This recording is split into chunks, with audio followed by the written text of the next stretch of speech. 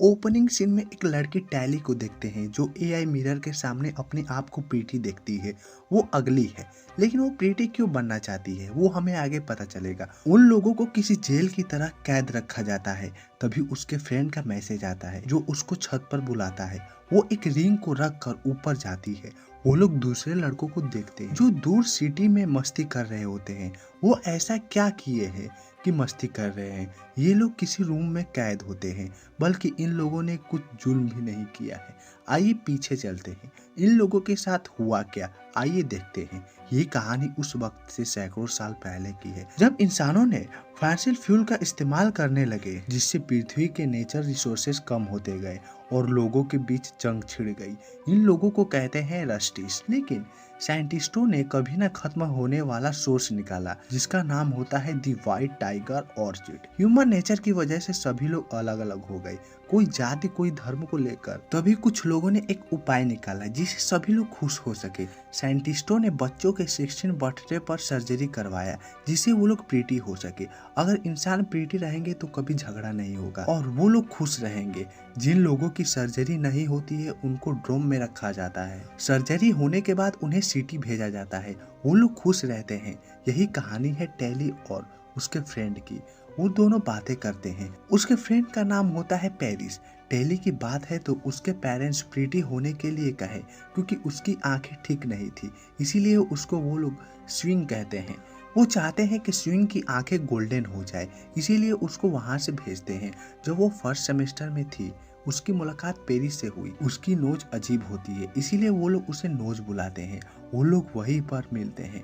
अगली होने पर अलग नाम होता है, प्रीटी होने के बाद वो लोग अपना नाम खुद ही चूज करते हैं। इस तरफ आप ये भी समझ सकते हैं कि किसी इंसान का निक नेम होता है, वो लोग उसे निक नेम से चिढ़ाते हैं। उसका एक असली नाम भी होता है, आप इसी से समझ सकते हैं। जब नोज और स्क्वीन ब्रिज के नीचे बैठकर बातें कर रहे होते हैं और वो प्रीटी होने की सोच रहे होते हैं, तभी नोज एक कांच को तोड़ता है जिससे उसके हाथ में चोट लग जाती है। स्क्वेंट भी अपने हाथ को काटती है। इस तरह उनकी दोस्ती का एक निशान भी बन जाता है। वही वो लोग देख रहे होते हैं। नोज की कल सर्जरी होने वाली है, इसीलिए वो उससे मिलने के लिए आया है। वो लोग उस सिटी में जाने के लिए बेसब्री से इंतजार कर रहे होते हैं। किसी भी बच्चे का सर्जरी 16 साल पर ही होता है, उससे कम या ज्यादा पर नहीं होता। उन लोगों को रात के टाइम कहीं जाने का अलाउ नहीं होता, फिर भी वो लोग जाते हैं। उन लोगों को देख रेख करने के लिए एयरक्राफ्ट घूम रहे होते हैं। वो लोग एयरक्राफ्ट से बचते हैं।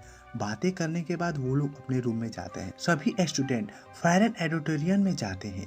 वहाँ पर सर्जरी के लिए बच्चों का चयन होने वाला होता है। सभी लोग वहाँ पे उपस्थित होते हैं। टैली के पीछे एक लड़की भी होती है जिसका नाम से होता है। वो लोग किसी स्मोक के बारे में बात कर रहे होते हैं। वो स्मोक कैसा है वो हमें आगे पता चलेगा, तब तक के लिए बने रहिए। वहाँ पर डॉक्टर कैबिन को देखते हैं जो वही उस सर्जरी को करवाएगी। उनका मानना है कि सर्जरी के बाद प्रीटी देखते हैं। वो सिटी में खूब मस्ती करते हैं। वो उन लोगों को बुलाती है जो आज 16 ईयर के हो गए हैं। पेरिस जाता है। जाने से पहले टैली से गले मिलता है। टैली उसे कहती है कि तुम अगले महीने ब्रिज के पास मिलो। वो वही ब्रिज की बात करती है जब वो दोनों अपना हाथ काटे थे। उसके बाद टैली अपने रूम में जाती है और बहुत ज्यादा दुखी होती है। वो सिटी की तरफ देख रही होती है और सोचती है कि वो कितने मस्ती हैं। उसके बाद वो बच्चों को पढ़ाती है, वो फूल के बारे में बताती है, वो सर्जरी के लिए चेकअप करवाती है। नोज को मैसेज कर रही होती है लेकिन वो उसका रिप्लाई नहीं दे रहा होता है। किसी तरह 1 महीने बीत जाते हैं। वो अपने बेड से उठती है, नोज से मिलने के लिए जाती है। सबसे पहले अपने बेड पर कोई गर्म डिवाइस रखती है जिससे उन लोगों को पता न चल पाए कि वो यहाँ पर। उसके बाद वो विंडो को ओपन करने को कहती है। वो विंडो ओपन नहीं होता। उसके पास रिंग होता है। वो रिंग इसलिए लगाया गया होता है ताकि उन लोगों को पता लग सके कि वो कहाँ पर है।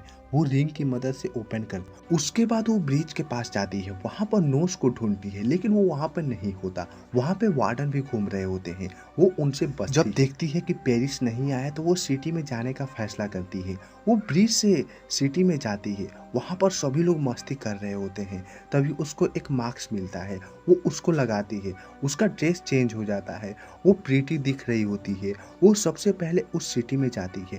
वहाँ का माहौल बहुत ही अच्छा था। वो गार्बो मेंशन में भी जाती है। वो मास्क लगाई होती है, इसीलिए कोई उसे पहचान नहीं रहा था। वो पेरिस से मिलती है, लेकिन वो उसको नहीं पहचान रहा था। जब वो मास्क को हटाती है तो वो पहचान जाता है। वो कहता है कि जब प्रीति होगी तभी मिलना। वो अपने हाथ का निशान भी मिटा चुका था। तभी उसका चेहरा स्कैन होता है। उन लोगों को पता चल जाता है कि कोई बाहर का अंदर आया है। टेली वहां से भागती है। वो एक बंजी जैकेट पहनकर उस गड्ढे से कूद जाती है। वो नीचे आने के बाद वो गिरती नहीं है, वो बच जाती है। उसके बाद वो वहां से भाग जाती है, सीधा पुल के पास पहुंच जाती है। वो वार्डन से बच रही होती है। एक पत्थर पानी में गिर जाता है, उसी की वजह से वो पकड़ी जाती है। तभी से आकर स्केट पर लेकर चली जाती है। वो लोग ड्रम में पहुंच जाते हैं और बच जाते हैं। उसके बाद वो किचन में जाकर खाना खाते हैं। वो रूम में जाकर बातें करते हैं। टेली उस सिटी के बारे में बताती है।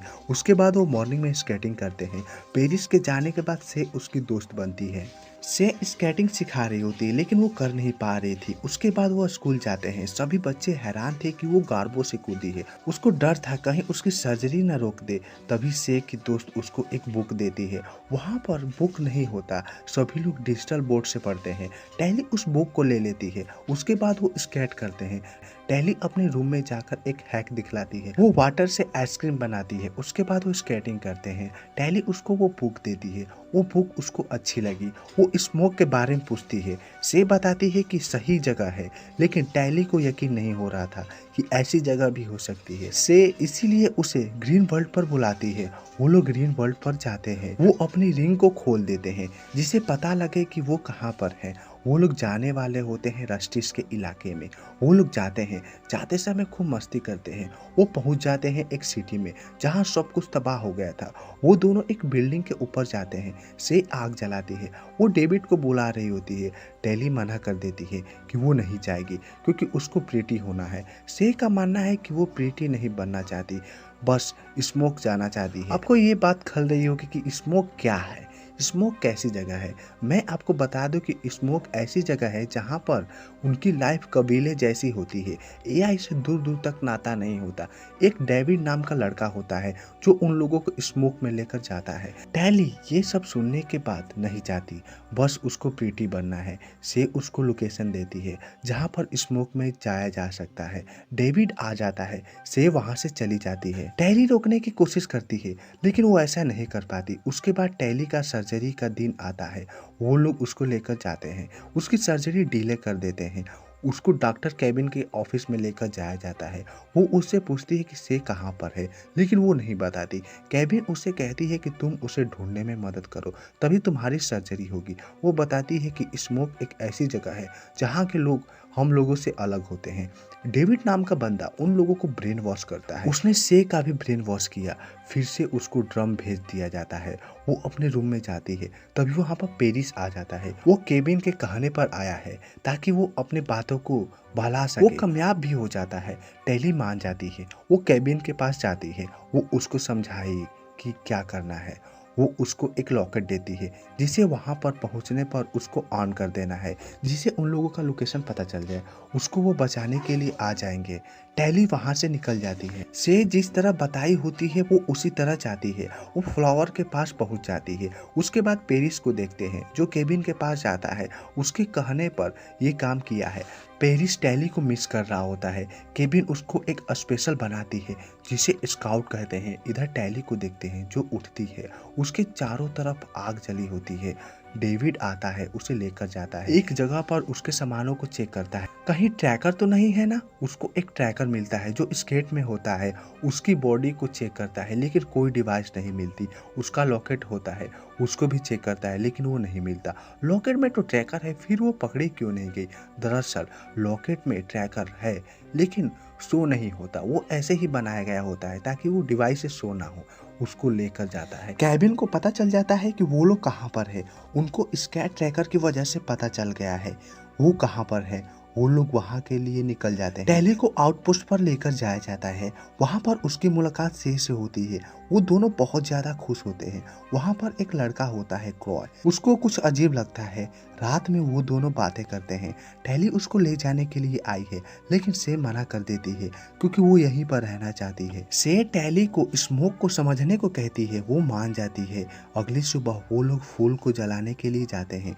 वो फूल इसलिए जलाते हैं क्योंकि फूल जहाँ पर होता है वहाँ की जमीन बंजर हो जाती है। डॉक्टर कैबिन उसी की वजह से सिटी में रहने को मजबूर करती है कि बंजर हो जाएगी जमीन तो लोग कहाँ रहेंगे, इसीलिए वो सिटी में जाकर रहते हैं। वो लोग एक पुराने हेलीकॉप्टर को लेते हैं जो रशियस के युद्ध में यूज की गई होती है। वो लोग जाते हैं, फूल को जलाते हैं। क्रोय बताता है कि कोई लोग फूल में हैं, वो लोग होते हैं स्कॉट। से जिस रस्सी से बंधी होती है वो टूट जाती है, वो नीचे गिर जाती है। से की तरफ स्काउट आ रहे होते हैं। से को बचाने के लिए टैली नीचे कूद जाती है। स्काउट के आने से पहले वो लोग रस्सी को पकड़ लेते हैं और ऊपर चले जाते हैं। उसके बाद वो लोग आउटपोस्ट पर जाते हैं। क्रो पूछता है कि स्काउट यहाँ पर आए कैसे। टैली पर शक करता है क्योंकि उसके आने पर ही स्काउट आए हैं। क्रो के सिवाय कोई उस पर यकीन नहीं कर रहा होता कि वो ऐसी है। डेविड कहता है कि स्मोक में जाने के लिए परफेक्ट है क्योंकि अपनी जान की परवाह किए बिना से की जान बचाई। वो लोग कल स्मोक में जाएंगे।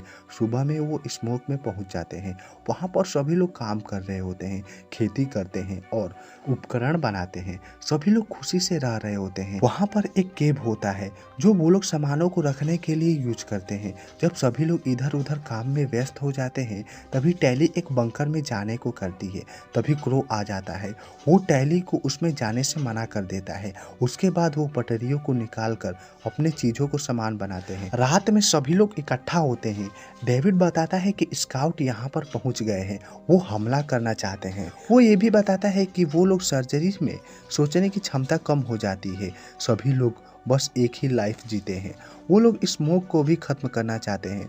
उसके बाद डेविड उसको तीर चलाना सिखाता है, लेकिन हाथ में चोट लगने की वजह से वो चला नहीं पाती। इसीलिए डेविड अपने ग्लव्स दे देता है। एक लड़की आती है जो फूल को जलाने के लिए गई होती है। तभी स्काउट उस पर हमला कर दिए होते हैं। वो जख्मी हो गई होती है। वो बताती है कि स्काउट बहुत ही फास्ट है। उसके बाद से टैली पानी लेने के लिए गए होते हैं। तभी से वो ग्लव्स देखती है। वो कहती है कि डेविड तुमसे प्यार करता है।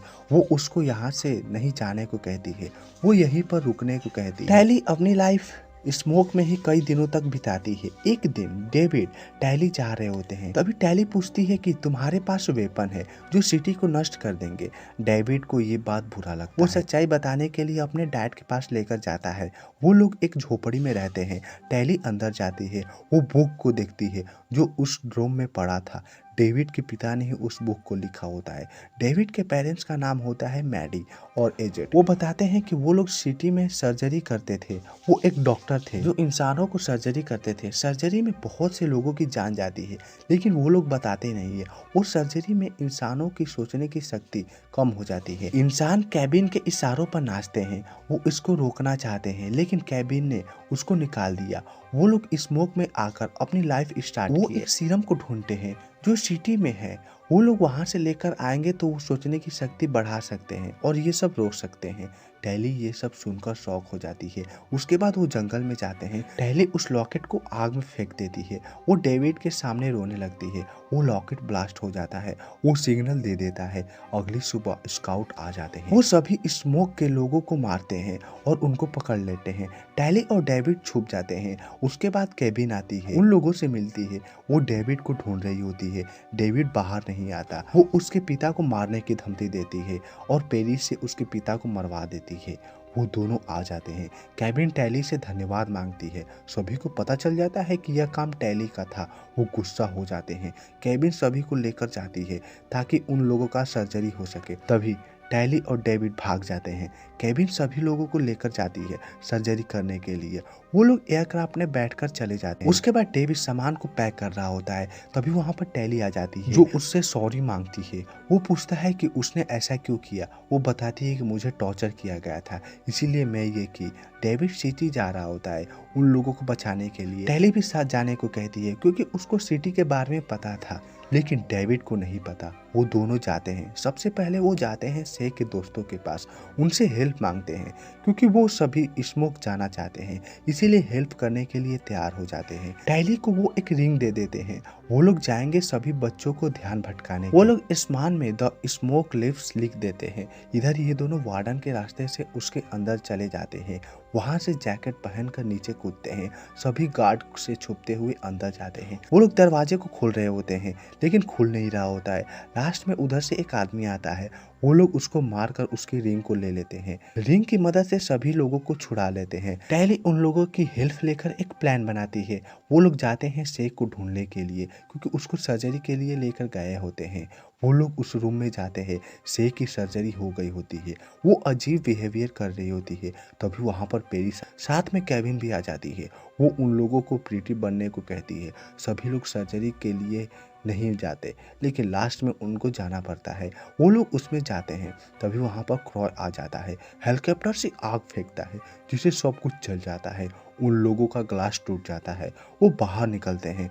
मैडी उस सीरम को ले लेती है। वो लोग वहाँ से भागते हैं। तभी उसकी मुलाकात पेरिस से होती है। टैली समझाने के लिए जाती है। तभी पेरिस उसका गर्दन पकड़ता है। डेविड सोचता है कि डैड की तरह उसे भी मार देगा, इसीलिए उससे फाइट करता है। फाइट के दौरान डेविड बहुत ज़्यादा मार खाता है। टैली स्केट की मदद से उसे नीचे गिरा देती है। वो पानी में गिर जाता है। आप सोच रहे होंगे कि वो मर गया है, लेकिन वो मरा नहीं है। उसके बाद वो लोग स्केट से रस्टिज के एरिया में जाते हैं। वो बिल्डिंग पर जाते हैं। वो सीरम की वजह से से को ठीक कर सकते हैं लेकिन वो ठीक नहीं होना चाहती। वो वहाँ से चली जाती है। तभी टैली कहती है कि मैं प्रीटी बनूंगी जिससे वो लोग उस पर ट्रीटमेंट कर सके। सभी लोग राजी हो जाते हैं। वो वहाँ से चले जाते हैं। केबिन की टीम आ जाती है। टैली को पकड़ लेती है और उसे प्रीटी कर देती है। टैली के हाथ पर हम वो निशान भी देखते हैं और वो प्रीटी दिख रही होती है। और इसी के साथ यह मूवी यही खत्म हो जाती है। इसका पार्ट 2 आएगा जिससे मैडी और डेविड प्रीटी लोगों को ठीक करेंगे, केविन से फाइट करेंगे। आपको ये कैसी लगी मुझे कमेंट करके जरूर बताएं और मिलते हैं नेक्स्ट वीडियो में। तब तक के लिए बाय बाय और साथ में चैनल को सब्सक्राइब करना ना भूलें।